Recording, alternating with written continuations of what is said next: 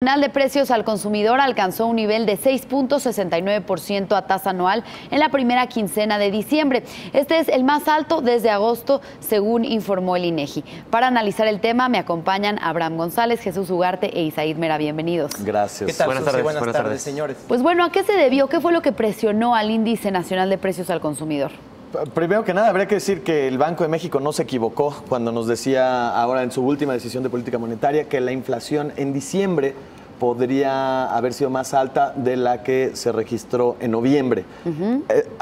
Se refería al dato mensual, pero bueno, estamos viendo el dato de la primera quincena y vemos que la tendencia es ascendente nuevamente. El tema es que no solamente fue mayor a la de noviembre, sino que fue mayor para este año, es el máximo que registró desde agosto, pero lo podemos ver en la terminal. Para cualquier quincena o para una primera quincena de diciembre es la mayor inflación que se ha tenido desde 2001, que es lo que estamos viendo. 16 años. 16 años, marca un récord. Y bueno, comentar ahí, en el caso de la quincena, la primera quincena es una inflación de 0.44%. Digamos de manera secuencial, ¿no? Primera quincena de diciembre contra segunda de noviembre, el incremento secuencial. Esto está por arriba del 0.39% que había anticipado el sondeo de analistas, el sondeo que se ha hecho con expertos.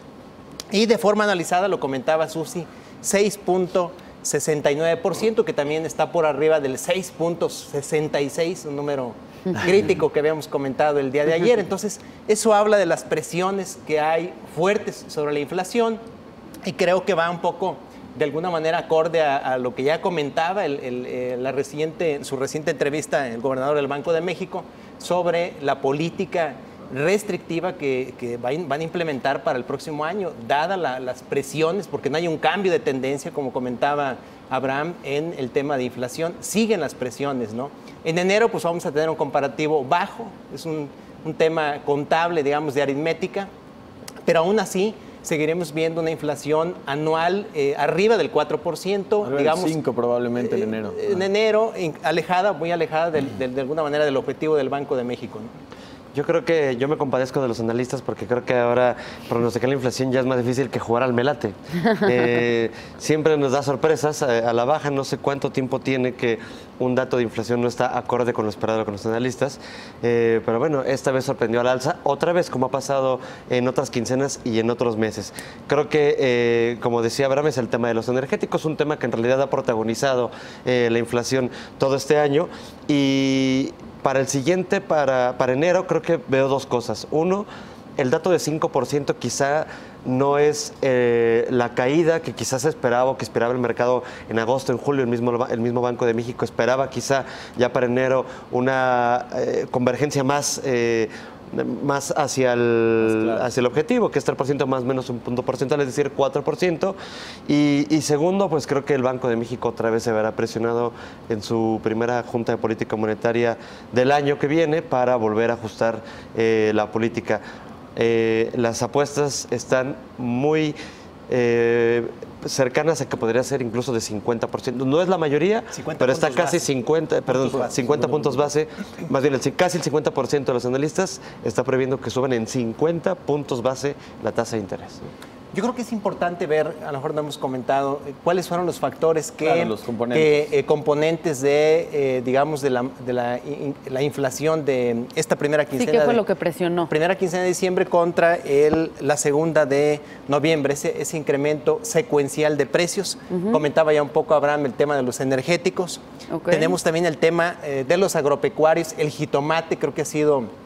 Además tiene un peso importante en la canasta básica y los boletos de avión, las tarifas aéreas, de alguna manera que tuvieron un incremento, fíjate, de manera secuencial, primera quincena de este mes contra la segunda de noviembre, de más de 40%, 41.1%, el jitomate, del que ya comentábamos, 19.6%, otros agropecuarios como la calabacita, paquetes turísticos también un 12%. Que estos son muy estacionales, el tema del turismo por la temporada. No, y sobre todo el tema, yo quisiera destacar el tema del transporte aéreo, los boletos de avión. Pareciera que los boletos de avión de repente vuelan, ¿no? Hay que decir que en los primeros 10 meses de este año, tuvimos una caída de alrededor de 28% acumulada, 28% en las tarifas o el precio de los boletos de avión. Entonces, esto confirma que sí, es decir, el cambio de la segunda quincena de noviembre a la primera de diciembre tiene que ver con un tema, uno, pues de alguna manera un rebote por esa caída tan fuerte que venía hasta el mes de octubre, y dos, por un tema estacional. Hay mayor demanda ahorita de viajes, y bueno, esto es aprovechado por las aerolíneas para subir precios. Bien, entonces este es el panorama que vemos en cuanto a la inflación, lo que ha presionado al índice nacional de precios al consumidor de manera estacional, como los otros factores. Entonces, ¿qué vemos hacia adelante? Ustedes dicen que ya en enero podríamos empezar a ver a la inflación hacia la baja, pero sin duda no cerca de la meta del Banco de México, ¿no? Digo nada más para complementar el dato que decía Isaíd acerca de que se compadece de los analistas, porque es ahora muy difícil. Es más fácil tirarle al melate ya con esta semana son 18 semanas que los analistas han subestimado la lectura de la inflación. ¿18 quincenas? 18 quincenas, perdón. Sí, 18 quincenas.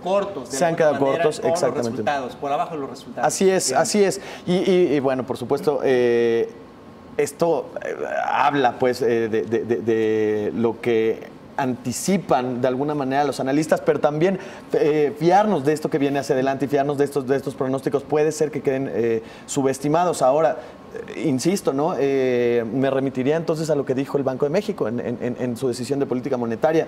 Aguas porque no va a caer. Creo que la postura ha sido mucho más decidida, ¿no? del Banco de México. Y en ese comunicado a mí llamó la atención, exacto, que fue ya no nada más un comentario, ya sonaba un poco a una alerta por la preocupación. No sé si en el comunicado de política monetaria de diciembre una alerta, cuando a lo mejor esa alerta debió haber llegado en julio o en agosto o en junio, cuando veíamos que esta inflación iba para arriba, tocaba máximos históricos que siguen en esos niveles, pero sí, en ese comunicado de política monetaria de diciembre del banco fue como una alerta, ¿no? de que la inflación va a seguir por arriba. Ya se habla de hasta 2019 para converger al objetivo. La meta del Banco de México. Pero bueno, tirar un pronóstico de aquí a 2019 también es cerrar los ojos y aventar la pelota a ver si la atinamos, ¿no? Claro, sobre todo pensando en todos los factores de incertidumbre pues, del próximo año, hay claro. el próximo año. Pero bueno, perdón. Sí, nada más comentar, Susi, ayer de hecho que comentábamos el tema de la entrevista con el gobernador del Banco de México, recordarás un punto por ahí que quedó pendiente es, y que lo comentaba el funcionario, es prefiero, bueno, no lo dice de esa manera, pero del mal es el menos peor, de alguna manera ante los riesgos que enfrenta la economía mexicana, el peso, no por temas como el Telecán, ya comentábamos aquí, la renegociación del Telecán, las elecciones, el tema de, bueno, que hoy fue de hecho ya aprobada el primer triunfo de Trump en el Congreso, la reforma fiscal, etcétera, que hoy de hecho esto provoca, es uno de los factores que incide en de alguna manera la depreciación del peso frente al dólar, 1.35% el día de hoy, peor nivel en 9 meses, por cierto. Dice, bueno, de los males, el menos peor. Es decir, pues sí, va a ser un año el siguiente, de alguna manera, ante este aumento de las tasas de interés. Esto es restrictivo, es decir, vamos a ver un crecimiento económico modesto. Yo diría incluso, la encuesta de Banamex ayer, dada a conocer, hablaba de un 2.2% para el siguiente año. Yo creo que esta encuesta o los analistas no están todavía asumiendo de alguna manera el efecto que va a tener el alza en las tasas. Yo diría incluso fiscal, la reforma fiscal. Yo diría incluso, en cuenta que hay elecciones. Permíteme, las elecciones. No, y yo diría el gasto que hay en sí, en pero elecciones. no suficiente para compensar. No, yo diría pero incluso el próximo año podemos tener un crecimiento menor al 2%. Es decir, este año la encuesta habla de cerrar este año con un incremento en el PIB de 2.1%. El próximo, yo diría menor al 2%. Acuérdate que nunca le atinas. No le atinaste a América Móvil, no le atinaste al incremento de las tasas. Por favor, hay que grabar. Ahí están los hechos. Ojalá pudiéramos meter los videos. Digo nada más para abundar un poquito más sobre lo que decían del tipo de cambio. Esta es la gráfica, la tenemos en la terminal, pero además también, y relacionándolo con lo que dice Chucho acerca del del alza o del efecto que podría tener el alza de tasas en la tasa de crecimiento, el ritmo de crecimiento del país.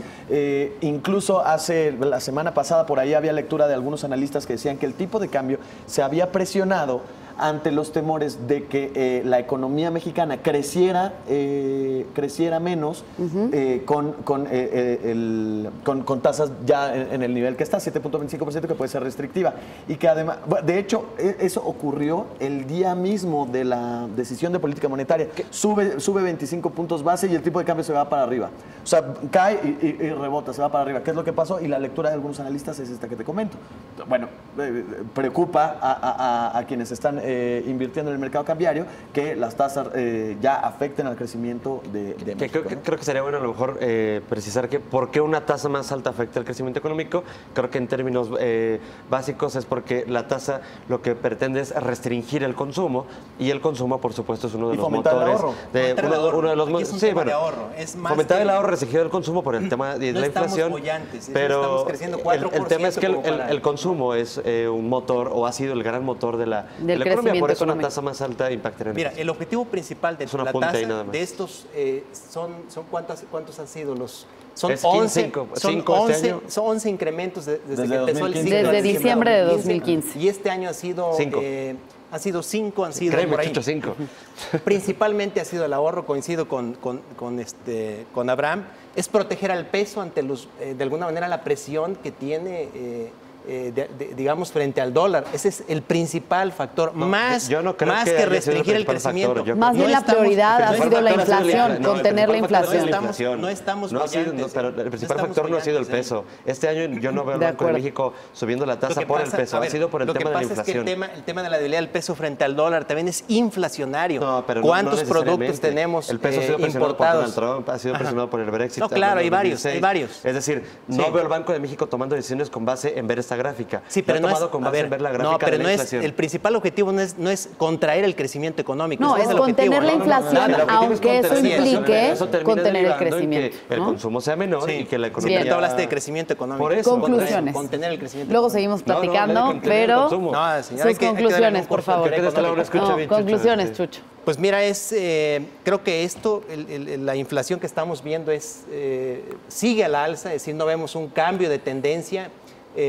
Coincido, y lo comentábamos ayer, estaremos viendo seguramente el primer cuatrimestre pues el primer incremento en la tasa.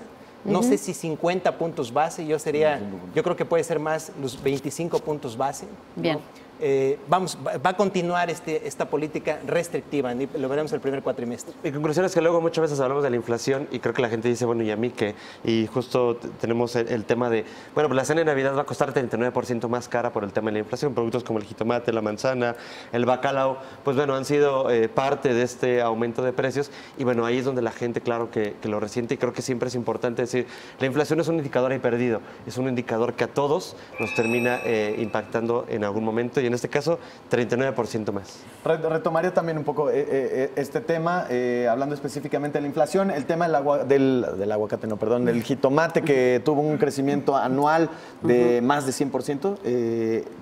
Pero también retomaría lo que comentó Carstens y que en algún momento platicamos acá. Suspira. Acerca de la infraestructura, de la infraestructura que existe en el país y que no permite controlar los precios desde los productores. Es decir, que los productores tengan una forma de garantizar que sus cosechas, que sus productos van a tener el abasto suficiente. Claro. No existe esta protección, no existe esta infraestructura que lo permita proteger, y entonces es cuando vemos este tipo de cosas. Pero bueno, creo que eso es algo relevante. Bien, pues al analizar esto, como ya lo comentaba Isaí, 39% más cara será la